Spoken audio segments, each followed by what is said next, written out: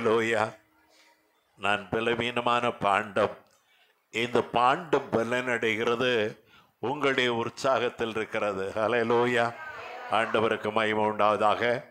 நான் அடிக்கடி சொல்லுகிற ஒரு சம்பவத்தை தான் இன்றைக்கு சொல்ல ஆசிக்கிறேன்.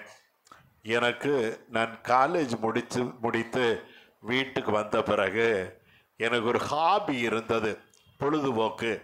என்ன? கோழி வளர்க்கிறது. அநேக கோழிகளை வளர்ப்பேன்.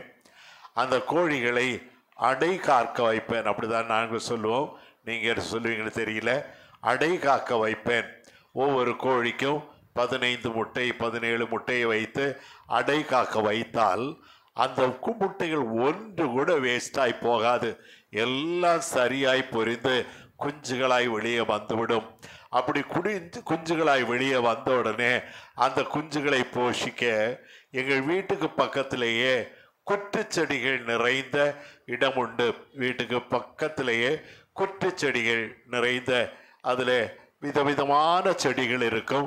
அதற்குள்ளே போயிட்டா குஞ்சுகளை நாம் பார்க்க முடியாது, அந்த கோழியை பார்க்க முடியாது. அப்படி ஒரு அடக்கமாக இருக்கும். அதற்குள்ளே போய்விடுவான். ஆண்டவருக்கு ஸ்தோத்திரம். இந்த குஞ்சுகளை உள்ளே விட்டு நான் பாதுகாக்க தொடங்குவேன். அதில் சில நேரங்களில் காக்கைகள் அல்லது சிறிய வகை பருந்துகள், அந்த பருந்து நீங்கள் பார்த்துருப்பீங்களான்னு தெரியாது, அது பயங்கர வேகமாய் பாய்ந்து இந்த குஞ்சுகளை அடிக்கும். அந்த பருந்துகள் அங்கே உண்டு. திடீரென்று இந்த பருந்துகள் அல்லது காக்கைகள் இந்த குஞ்சுகளை அடிக்க பறந்து வந்து அடிக்க, இந்த தாய் அவைகளை காப்பாற்ற அங்குமிங்கு அடித்து பறக்கும். அதனுடைய வேகத்தை சொல்ல முடியாது, அப்படி அடித்து பறக்கும். அந்த தாயினுடைய அன்பு அப்போதுதான் புரியும். அந்த அளவு வேகமாய் அடித்து பறக்கும். அதுல சில நேரங்களில் சில குஞ்சுகள் அடிபட்டு விடும். இந்த பருந்தனுடைய அடி அதை தாக்கிவிடும். தாக்கி விட்டோடனே அந்த குஞ்சு அப்படியே விழுந்து கிடக்கும். இந்த சத்தத்தை கேட்டோடனே நான் ஓடி போவேன். பார்த்தால் ஒரு குஞ்சோ 2 குஞ்சோ விழுந்து அப்படியே செத்தது போல் கிடக்கும். நான் அதை அப்படியே விடமாட்டேன். அதை என்ன செய்வேன்? அப்படியே அதை தூக்கி இந்த செம்பு பாத்திரத்துக்கு உள்ளே வைத்து அந்த செம்பு பாத்திரத்தை தட்டுவேன். கணீர் கணீர் கணீர் கணீர் கணீர்னு சத்தம் உண்டாகும். இந்த சத்தம் அதுக்கு கிடைத்த உடனே கொஞ்ச நேரத்திலேயே அந்த பாத்திரத்துக்குள்ளே அது அடித்து பறக்கிறது எனக்கு தெரியும். சத்தம் கேட்கும். அடித்து பறந்தால் அதை திறந்து விட்ட உடனே நேராய் ஓடி தாயிடத்திலே போய் சேர்ந்து விடும். அது சாகவில்லை, மயக்கம் அடைந்திருந்தது. மயக்கம் அடைந்திருந்த அந்த குஞ்சு உயிர் தப்பி நிற்க தொடங்கிவிடும். ஆண்டவருக்கு ஸ்தோத்திரம். நம்முடைய வாழ்க்கையிலும் கூட அநேக நேரங்களிலே ஏதோ காரியத்தினாலே நாம் அப்படியே அடிபட்டு போகிறோம். பிசாசானவன் எப்படியாவது நம்மை விழத்தள்ளலாம் என்று ஆயத்தம் பண்ணி கங்கணம் கட்டி நமக்கு எதிராய் வருகிறான். அப்பொழுது ஒருவேளை நீங்கள் யாராவது ஏதாவது ஒரு காரியத்தில் விழுந்தது உண்டானால் ஆண்டவர் உங்களையும் என்னையும் பார்த்து என் அருமையான வார்த்தையர் சொல்லுகிறார் தெரியுமா? சீயோனே என்று அழைக்கிறார். கர்த்தர் வாசம் செய்கிற சீயோனே, சீயோனே. ஏசாயா 52:1 சொல்லுகிறது, சீயோனே எழும்பு. வாசியுங்கள். எழும்பு எழும்பு சீயோனே, எழும்பு எழும்பு சீயோனே, உன் வல்லமையை தரித்துக்கொள். உன்னுடைய வல்லமையை திரும்ப தரித்துக்கொள். பரிசுத்த நகரமாகிய எருசலேமே, பரிசுத்த நகரமாகிய எருசலேமே. முதலாவது சீயோனே என்று அழைத்த தேவன் மீண்டும் நமக்கு எக்ஸ்ட்ரா பெயர் கொடுக்கிறார்.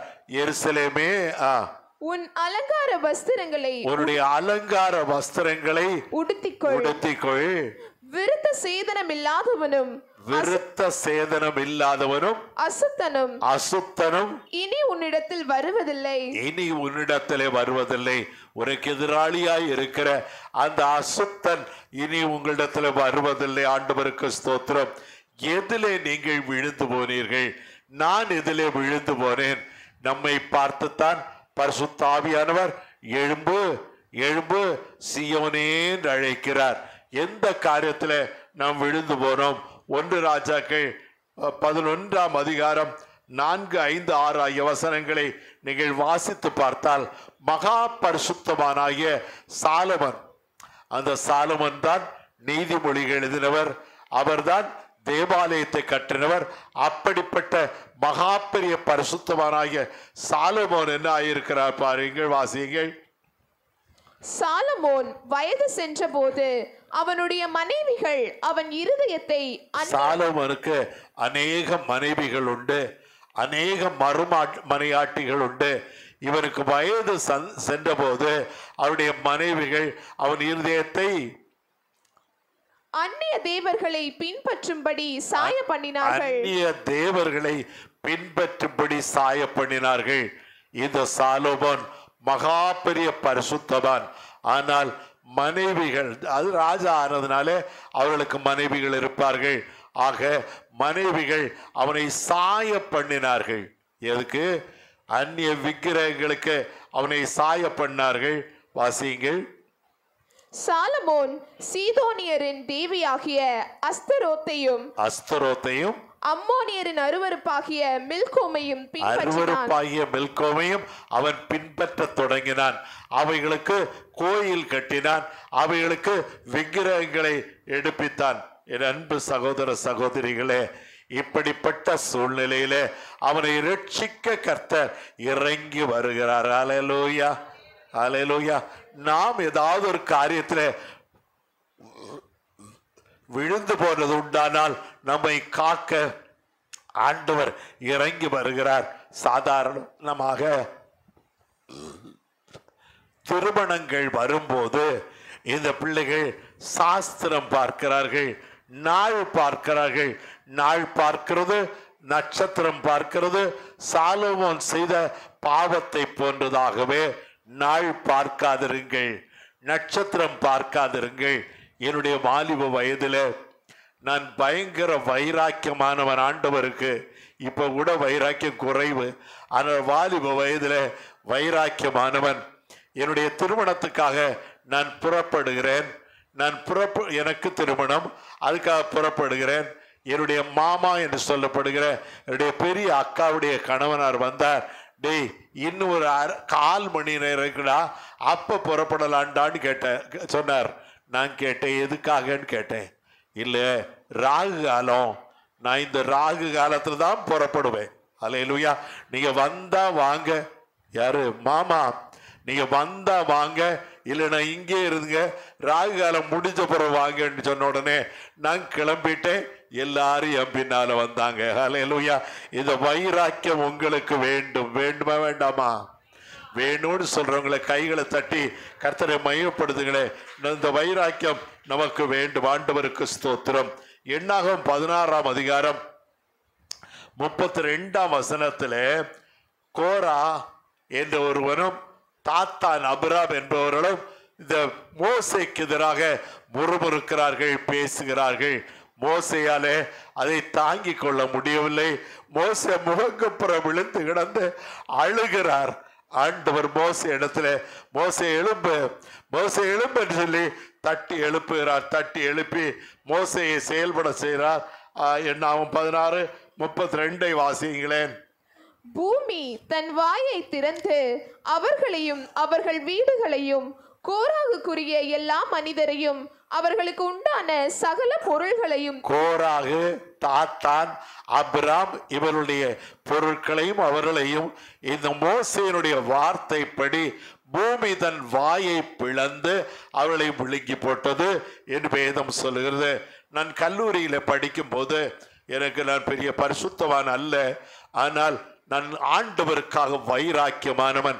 ஒரு கிறிஸ்தவ பையன் என்னோடு கூட படித்தவன், என்னடா பைபிள் எல்லாம் பொய்யெல்லாம் எழுதி இருக்கு, இந்த பாரு அது மட்டும் பேசாத, பைபிள்ல எதுவும் பொய் கிடையாது என்று சாதித்தேன். அப்பொழுது பூமிக்கு வாயிருக்காடா என்று கேட்டான். நான் சொன்னேன், பைபிள்ல ஏதாவது ஒன்று எழுதியிருந்தா அது கட்டாயம் இருக்கும், அது நிறைவேறும் என்று சொன்னேன். ஆனால் அப்போ தெரியாது எனக்கு பூமி வாயை பிளக்கும்னு தெரியாது. ஆனால் சுனாமி வந்தபோது என்ன பண்ணிச்சு பூமி? வாயை பிளந்து அநேகம் பேரை விழுங்கி போட்டது. அப்பதான் பூமிக்கு வாயிருக்கு. அவனுக்கு உடனே நான் போன் அடிச்சேன். அவன் கன்னியாகுமரி மாவட்டத்துல தான் போன் அடிச்சு, டேய் உங்க குடும்பத்துல யாரா செத்தாங்களாடான்னு கேட்டேன். முதல் வார்த்தை, டேய் போடா நாங்க கடற்கரையில இல்லடான்னா. ஆனா பூமி தன் வாயை பிளந்து அநேகரை விழுங்கி போட்டது என்பதை இப்ப நம்புறியா? ஆண்டவருடைய வேதம் உண்மை என்பதை நம்புறியான்னு சொன்னேன். டேய் நான் முன்னால தான் அப்படி கேள்வி கேட்பேன், இப்ப நான் ஏசப்பா பிள்ளடா நான் நம்புறேன்டான்னு சொன்னா. நீங்க நம்புறீங்களா கர்த்தருடைய வேதத்தை? கர்த்தருடைய வேதம் உண்மை உள்ளது, அதில் ஒன்றும் குறை இல்லாதது. ஆண்டவருக்கு ஸ்தோத்திரம் உண்டாகட்டும். அதுபோல ஆதியாகமம் 19ஆம் அதிகாரம் 26ஆம் வசனத்துல லோத்தினுடைய மனைவி கொண்டு சம்பவித்தது வாசியுங்க. அவன் மனைவியோ பின்னிட்டு பார்த்து, லோத்தின் மனைவி இடத்துல ஆண்டவருடைய தூதன் சொல்லுகிறான், நீ பின்னிட்டு பார்க்காதே, ஓடிப்போ, மலைக்கு ஓடிப்போ. ஆனா அவளுக்கு சொத்தின் பேர்ல ஆசை, சம்பத்தின் பேர்ல ஆசை. திரும்பி பார்த்தால் உப்பு தூணாய் மாறினாள். ஹல்லேலூயா, உப்பு தூணாய் மாறினாள். நாம் பின்னிட்டு பார்க்கிற பிள்ளைகளாய் இருக்கவே கூடாது. முன் செல்லுகிறதற்கு ஆண்டவர் நமக்கு கிருபையை தருகிறார். ஆண்டவராக இயேசு கிறிஸ்துவின் பாதத்தை பற்றி கொண்டு நாம் முன் செல்வோம். ஆதியாகமம் 19:29 வாசித்து பார்த்தால், தேவன் அந்த சமபூமியின் பட்டணங்களை அழிக்கும் போது தேவன் ஆபிரகாமை நினைத்து லோத்து குடியிருந்த பட்டணங்களை தாம் கவிழ்த்து போடுகையில் லோத்தை அந்த அழிவின் நடுவிலிருந்து தப்பி போகும்படி அல்லேலூயா, ஆபிரகாமை நினைவு கூர்ந்ததால் லோத்துவையும் அவருடைய குடும்பத்தையும் கர்த்தர் காப்பாற்றினார். பாடுவோமே, ஆபிரகாமை நினைவு கூர்ந்ததால். ஆபிரகாமை நினைவு கூர்ந்ததால் லோத்துவை காப்பாற்றினீரே. ஆபிரகாமை நினைவு கூர்ந்ததால் லோத்துவை காப்பாற்றினீரே. எங்களையும் நினைவு கூர்ந்து எங்கள் சொந்தங்களை ரட்சியுமையா. எங்களையும் நினைவு கூர்ந்து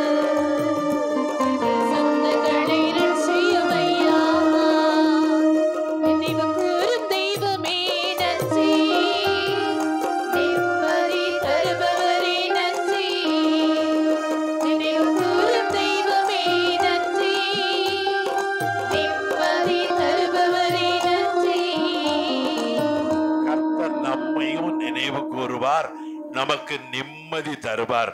அநேக பிள்ளைகள் நிம்மதி இல்லாமல் இருக்கிறார்கள். காரணம், பிள்ளைகளுடைய கடன் பிரச்சனையில மூழ்கி கொள்ளுகிறார்கள். அவர்கள் நிம்மதி இல்லாமல் இருக்கிறார்கள். அவர்களுக்கு நிம்மதி தருகிறதற்காக ஆண்டவர் தம்முடைய வல்லமை அனுப்பி பிள்ளைகளை காப்பாற்றுவார். ஹல்லேலூயா. ஆண்டவர் என்னை காப்பாற்றினவர் உங்களையும் காப்பாற்ற போதுமானவராயிருக்கிறார்.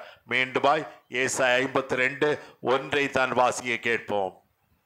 எழும்பு எழும்பு சீயோனே, உன் வல்லமையை தரித்துக்கொள். உன்னுடைய வல்லமையை நீ தரித்துக்கொள். என் அன்பு பிள்ளைகளே, ஆண்டவர் உங்களுக்கும் எனக்கும் தேவ வல்லமையை தந்திருக்கிறார். பரிசுத்தாவியின் வல்லமையை தந்திருக்கிறார். பரிசுத்தாவி உள்ளத்திலே வரும்போது நீங்கள் பலனடைந்த சாட்சிகளாயிருப்பீர்கள் என்று வேதம் சொல்லுவதாகவே அன்றாடம் ஆண்டவரை பார்த்த ஆண்டவரே தம்முடைய பரிசுத்தாவியினால் என்னை நிரப்பும் என்று சொல்லுங்கள். ஆண்டவர் நம்மை பரிசுத்தாவியினாலும் வல்லமையினால் நிரப்புவார். எதில் நீங்கள் இழந்து போகிறீர்கள்? யூதா 1ஆம் அதிகாரம், யூதா ஒரே அதிகாரம் தான், 11ஆம் வசனத்தை வாசிக்க கேட்போம்.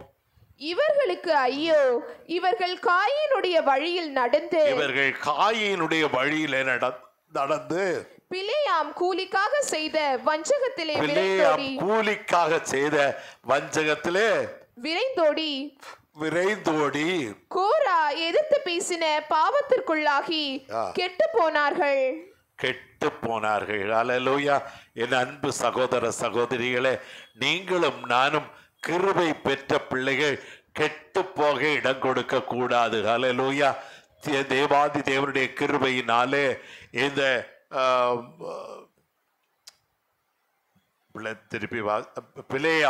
பிலேயாம் என்று சொல்லுகிற பரிசுத்தவான், அவன் பயங்கர கிருபை பெற்றவன். அவன் பணத்தின் பேர்ல ஆசை வைத்ததினாலே ஒரு ராஜா இவனை பார்த்து, நீ இந்த இஸ்ரவேலர்களை சபிக்க வேண்டும் வா என்று அழைத்தார். முதல்ல ஒரு தடவை, 2 தடவை, 3 தடவை ஆண்டவர் சொன்னார், நீ என்னுடைய பிள்ளைகளை சபிக்காதே என்று சொன்னார். இவன் அதற்காகவே பின் சென்று அதற்காகவே ஆண்டவரிடத்துல மீண்டும் மீண்டும் வேண்டுதல் செய்த போது ஆண்டவர் இந்த பிலேயாமை கொன்று போட்டார். அல்லேலூயா. பிலேயாமை கொன்று போட்டார். கர்த்தருடைய பிள்ளைகளுக்கு எதிராக யாராவது நிற்பார்களானால் ஆண்டவர் அவர்களை இல்லாமல் போக செய்கிறது லேசான காரியம். 2 பேதுரு 2ஆம் அதிகாரம் 15ஆம் வசனத்தை வாசிக்க கேட்போம்.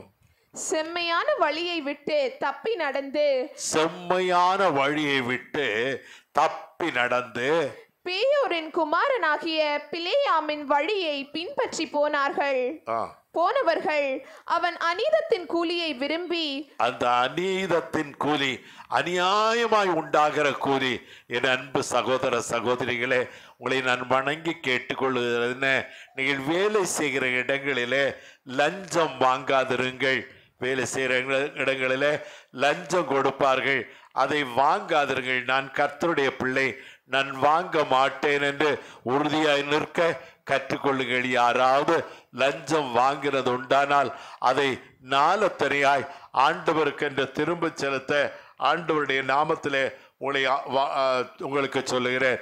நம்மிடத்தில் இருக்க குறைகளை குறித்து வெளிப்படுத்தல் 2ஆம் அதிகாரம் 14ஆம் வசனம் சொல்லுகிறது, ஆகிலும் சில காரியங்களை குறித்து உன் பேரில் எனக்கு குறை உண்டு.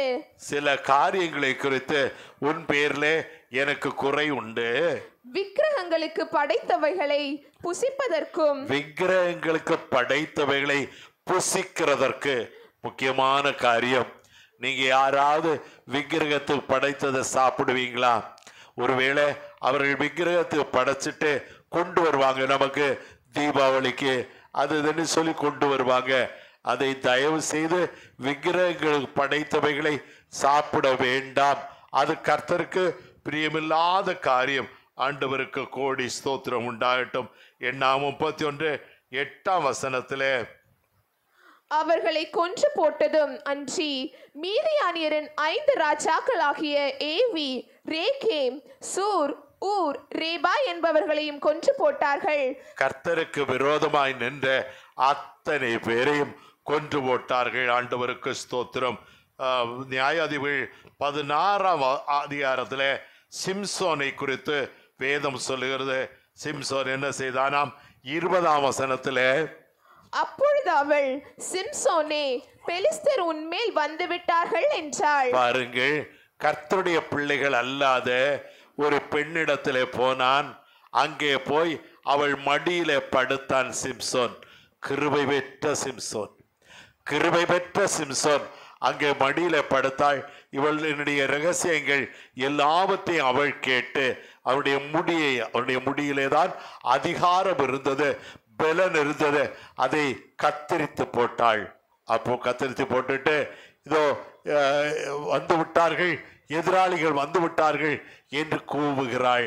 இவன் எழுந்து நான் தப்பித்துக் கொள்ளலாம் என்று நினைக்கிறான். ஆனால் தப்பித்துக் கொள்ள முடியவில்லை.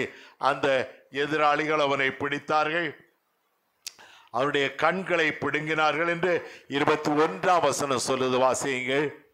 பெலிஸ்தர் அவனை பிடித்து அவன் கண்களை பிடுங்கி, பெலிஸ்தர் அவனை பிடித்து அவருடைய கண்களை பிடுங்கி அவனை காசாவுக்கு கொண்டு போய் அவனுக்கு 2 வெண்கல விலங்கு போட்டு 2 வெண்கல விலங்கு போட்டு சிறைச்சாலையிலே மாவரைக்கிறதற்கு அவனை விட்டார்கள். பெரிய கல்லுல மாவு அரைக்க வேண்டிய பொழுது இருக்கிறது போலாம் இந்த மெஷின் எல்லாம் கிடையாது. ஆகவே மாவு அரைக்கிறதற்கு அவனை விட்டார்கள். அவன் ஒரு ராஜா. அவருக்கு என்ன கிடைத்தது? மாவரைக்கிற நிலைதான் வந்தது. காரணம், கர்த்தரை விட்டு விலகி ஒரு எபிரேய பெண்ணோடு அவன் உறவு வைத்ததினாலே அவனுக்கு அது வந்தது. ஆண்டவருக்கு ஸ்தோத்திரம். 28ஆம் வசனத்திலே அவனை கொண்டு வந்து வேடிக்கை காட்ட விடுகிறார்கள். அவனுக்கு 2 கண்ணும் இல்லை. அவனை வேடிக்கை காட்ட விடுகிறார்கள். அவனுக்கு முடி திரும்ப வளர்ந்து விட்டது, அது அவர்களுக்கு தெரியாது. ஆக வளர்ந்து விட்டது, அதனால என்ன நடக்கும் தெரியாது, கொண்டு வந்து விட்டார்கள். 28ஆம் வசனம். அப்பொழுது சிம்சோன் கர்த்தரை நோக்கி கூப்பிட்டு, அல்லேலூயா, கர்த்தரை நோக்கி கூப்பிடுகிறான். எல்லாவற்றையும் இழந்த சிம்சோன் கர்த்தரை நோக்கி கூப்பிட்டு, கர்த்தராகிய ஆண்டவரே, நான் என் 2 கண்களுக்காக ஒரே தீர்வையாய் பெலிஸ்தர் கையிலே பழி வாங்கும்படிக்கு இந்த ஒரு விசை மாத்திரம் என்னை நினைத்தருளும் தேவனே. இந்த ஒரு விசை மட்டும் என்னை நினைத்தருளும் ஐயா என்று மன்றாடுகிறான். அதுக்கு அந்த பில்டிங் 2 பில்லர்ல தான் நிக்குது. நீங்க போரூர் போனீங்கன்னா அங்க ஒரே பில்லர்ல ஒரு பெரிய பில்டிங் நிக்க நீங்க பார்க்கலாம். இதையெல்லாம் பார்த்துதான், வேதத்தை பார்த்துதான் இந்த காரியங்களை எல்லாம் செய்திருக்கிறார்கள். அந்த 2 பில்லர்லையும் கொண்டு போய் அந்த பையன், அவனை கையிலாக கொடுக்கிற பையனை அங்கே கொண்டு விட சொன்னான். அந்த 2 பில்லரையும் 3000 பேர் மேலே உட்கார்ந்து கொண்டிருக்கிறார்கள். இவனை வேடிக்கை பார்த்து கொண்டிருக்கிறார்கள். அப்படி ஒரே தள்ளாய் தள்ளி உடைத்து 3000 பேரையும் கொன்று போட்டான். அவனும் மரித்து போனான் என்று வேதம் சொல்லுகிறது. என் அன்பு சகோதர சகோதரர்களே, கர்த்தருக்கு விரோதமாக அது சிம்சோனா இருந்தாலும் சரி, நானா இருந்தாலும் சரி, கர்த்தருக்கு விரோதமாக இருந்தால், கர்த்தருக்கு சாட்சியா இல்லாதிருந்தால் நாம் சாக வேண்டியதான் வரும் என்று இயேசுவின் நாமத்தில் அறிவிக்கிறேன். ஏசாயா 51 மீண்டுமாய் வாசியை கேட்போம். எழும்பு எழும்பு சீயோனே, உன் வல்லமையை தரித்துக்கொள். எழும்பு சீயோனே, உடைய வல்லமையை தரித்துக்கொள். பரிசுத்த நகரமாகிய எருசலேமே, உன் அலங்கார வஸ்திரங்களை உடுத்திக்கொள். பரிசுத்த நகரமாகிய எருசலேமே, உன் அலங்கார வஸ்திரங்களை உடுத்துக்கொள். நீங்களும் நானும் தான் எருசலேம். நமக்கு அலங்கார வஸ்திரங்களை ஆண்டவர் கொடுக்கிறார். யாருக்கு கொடுப்பார்? ஆண்டவருக்கு ஸ்தோத்திரம். ஆசாரியர்களுக்கு அலங்காரமான வஸ்திரம் கொடுக்கப்படும். யாத்திராகம் 28:2 வேதம் சொல்லுகிறது, உன் சகோதரனாகிய ஆரோனுக்கு மகிமையும் அலங்காரமுமாய் இருக்கும் பொருட்டு, மகிமையும் அலங்காரமாய் இருக்கும் பொருட்டு பரிசுத்த வஸ்திரங்களை உண்டு பண்ணுவாயாக. பரிசுத்த வஸ்திரங்களை உண்டு பண்ணுவாயாக என்று பரிசுத்தவானாகிய மோசேக்கு ஆண்டவர் கட்டளையிட்டார். ஆண்டவருக்கு ஸ்தோத்திரம். இந்த பரிசுத்த வஸ்திரத்திலே உங்களுக்கும் எனக்கும் தேவை என்ன? நீதிமொழிகள் 4:7 சொல்லுகிறது, ஞானமே முக்கியம். ஞானமே முக்கியமானது. ஞானம் இருக்கிறதா? ஞானமாய் செயல்படுகிறீர்களா?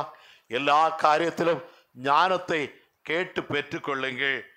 9ஆம் வசனம். அது உன் தலைக்கு அலங்காரமான, ஞானம் உன்னுடைய தலைக்கு அலங்காரமாயிருக்கும், அலங்காரமான முடியை கொடுக்கும். அது மகிமையான கிரீடத்தை உனக்கு சூட்டும். 10ஆம் வசனம். என் மகனே கேள், என் வார்த்தைகளை ஏற்றுக்கொள், அப்பொழுது உன் ஆயுசின் வருஷங்கள் அதிகமாகும். வார்த்தையை ஏற்றுக்கொள் மகனே, கர்த்தருடைய வார்த்தையை ஏற்றுக்கொள் மகனே, உன்னுடைய ஆயுசு நாட்கள் கூட்டப்படும். கைகளை உயர்த்தி அல்லையா சொல்லுங்களேன். உன்னுடைய ஆயுசு நாட்கள் கூட்டப்படும். கர்த்தருக்கு முன்பாய் தாழ்மையாய் சொல்கிறேன். என்னுடைய மூத்த சகோதரனுக்கு நேற்றைய வெள்ளிக்கிழமை 90வது வயது தொடங்கி இருக்கிறது. எத்தனை வயசு? 90வது வயசு தொடங்கி இருக்கிறது. அவர் எல்லாவற்றையும் சாப்பிடுகிறதெல்லாம் மிக லிமிட்டாய் சாப்பிடுவார். கண்டதெல்லாம் சாப்பிடவே மாட்டார். ஆனால் பிள்ளைகள் இன்றைக்கு கடைகள் திறந்து விட்டது அநேகம். சென்னையில் எங்க பார்த்தாலும் சாப்பாட்டு கடைகள் தான். இந்த சாப்பாடு வாங்கி சாப்பிடுகிறது பிள்ளைகள் கண்ட்ரோல்டாய் இருக்க வேணும். அல்லேலூயா. வாயே திறக்கலையே. சாப்பிட்றீங்களா? நீங்க எல்லாரும் கண்ட்ரோல்டா இருக்க இயேசுவின் நாமத்திலே ஆலோசனை சொல்லுகிறேன். ஆண்டவருக்கு ஸ்தோத்திரம். 1 பேதுரு 3ஆம் அதிகாரம் 3-4 ஆகிய வசனங்களிலே வேதம் சொல்லுகிறதை வாசியுங்கள். மயிரை பின்னி பொன் ஆபரங்களை அணிந்து உயர்ந்த வஸ்திரங்களை உடுத்திக் கொள்ளுதலாகிய புறம்பான அலங்கரிப்பு உங்களுக்கு அலங்காரமாயிராமல், புறமான அலங்கரிப்பு உங்களுக்கு அலங்காரமாயிராமல், அழியாத அழியாத அலங்காரமாகிய சாந்தமும் சாந்த குணம். சாந்த குணம் உள்ளவர்கள் பாக்கியவான்கள். என் அன்பு பிள்ளைகளே, எப்போதுமே எடுத்துட கோபப்படுகிற காரியத்தை விட்டு சாந்த குணமுள்ளவர்களாக இருக்க கற்றுக்கொள்ளுங்கள். அது வெளியேற பெற்றது. ஆண்டவருக்கு கோடாகோடி ஸ்தோத்திரம். வெளிப்படுத்தல் 1:6 சொல்லுகிறது, நம்மிடத்தில் அன்பு கூர்ந்து தமது இரத்தத்தினாலே நம்முடைய பாவங்களற நம்மை கழுவி தம்முடைய பிதாவாகிய தேவனுக்கு முன்பாக நம்மை ராஜாக்களும் ஆசாரியர்களும் ஆக்கின. ஆண்டவர் நம்மை ராஜாக்களும் ஆசாரியர்களும் ஆக்கினார் என்று வேதம் சொல்லுது. நீங்கள் ராஜாக்களாய் இருக்கிறது மட்டுமல்ல, ஆண்டவருடைய ஆசாரியர்களாய் ஊழியக்காரர்களாய் இருக்கிறதைத்தான் ஆண்டவர் எதிர்பார்க்கிறார். ஆண்டவருக்கு ஸ்தோத்திரம். சகரியா 3ஆம் அதிகாரம் 3-4 வசனங்களிலே ஒரு பிரதான ஆசாரியனாகிய யோசுவா, இது மோசேயுடைய அசிஸ்டன்ட் யோசுவா இல்ல, இது வேறொரு யோசுவா. அவர் என்ன செய்தார வாசியுங்கள். யோசுவாவோவெனில் அழுக்கு வஸ்திரம் தரித்தவனாய் தூதனுக்கு, பிரதான ஆசாரியனாகிய யோசுவாவோவெனில் அழுக்கு வஸ்திரம் தரித்தவனாய் தூதனுக்கு முன்பாக நின்றான். அவர் தமக்கு முன்பாக நிற்கிறவர்களை நோக்கி, இவன் மேல் இருக்கிற அழுக்கு வஸ்திரங்களை களைத்து போடுங்கள் என்றார். அங்க பிசாசானவன் அவனுக்கு தீங்கு செய்ய வந்து நின்றான். அல்லேலூயா. அவனுக்கு தீமை செய்ய அழுக்கு வஸ்திரம் தரித்ததுனாலே நம்முடைய வஸ்திரம் அழுக்காய் இருக்க கூடாது. அதாவது இந்த சட்டை இல்லை, இந்த பேண்ட் எல்லாம் இல்லை, நம்முடைய வஸ்திரம், ஆவிக்குரிய வஸ்திரம் அழுக்காய் இருக்கக்கூடாது. ஆவியிலே பலன் கொண்டு சாட்சிகளாயிருங்கள். கர்த்தருக்கு ஸ்தோத்திரம். ஏசாயா 52:2 சொல்லுகிறது, தூசியை உதற வேணுமா வாசியுங்கள். தூசியை உதறிவிட்டு எழுந்திரு. தூசியை உதறிவிட்டு எழும்பு. என்ன தூசி நம்முடைய உடம்பில் இருக்கிறது, நம்முடைய ஆவியில என்ன தூசி இருக்கிறது, அதை உதறிவிட்டு எழுந்திரு. தானியேல் 1:1 மாசில்லாத தூய வாசிங்க. அப்பொழுது இஸ்ரவேல் புத்திரருக்குள்ளே ராஜ குலத்தார்களிலும் துறை மக்களிலும் யாதொரு மாசும் இல்லாதவர்களும் அழகானவர்களும் சகல ஞானத்திலும் தேறினவர்களும் எப்படி தேடி பார்க்கிறாங்க பாத்தீங்களா? மாசில்லாதவளை தேடி பார்க்கிறார்கள். ஆண்டவரும் கூட உங்களிலே மாசில்லாதவர், என்னையும் சேர்த்துதான் மாசில்லாதவர்களைத்தான் தேடி சேர்த்துக் கொள்வார். கடைசியாக யோபு 31:6-7 ஆகிய வசனங்கள். சுமுத்திரையான தராசிலே தேவன் என்னை நிறுத்தி என் உத்தமத்தை அறிவாராக. ஆண்டவரே, என்னை தராசிலே நிறுத்து, எடை போடுங்க, எடை உத்தமத்தை அறிவீராக. அல்லேலூயா. உத்தம கூட்டாளியே, என் இயேசுவின் நாமத்திலே உங்களை அழைக்கிறேன். அல்லேலூயா. நீங்கள் எல்லாம் எனக்கு உத்தம கூட்டாளிகள். நீங்கள் ஆசீர்வதிக்கப்பட்டவர்கள். கர்த்தர் உங்களை ஆசீர்வதிக்கவே ஆசீர்விப்பார். யார் யார் விசுவாசிக்கிறீங்க? எழும்பு எழும்பு சீயோனே, உன்னுடைய வல்லமை தரித்துக்கொள். எருசலேமே, உன்னுடைய அலங்கார வஸ்திரங்களை உடுத்திக்கொள். ஜெபிப்போமா? நல்ல கர்த்தாவே, நன்றியோடு துதிக்கிறோம், ஸ்தோத்திரிக்கிறோம். தூசியை உதறிவிட்டு எழும்புகிற கிருபையை தேவன் எங்களுக்கு தந்து எங்களை பலப்படுத்தி சாட்சிகளை நிறுத்துங்க. எங்களை பலப்படுத்துங்க. தமக்காக நாங்கள் எழும்பி பிரகாசிக்கிறதாங்க. இயேசுவின் நாமத்தில் பிதாவே, ஆமென், ஆமென்.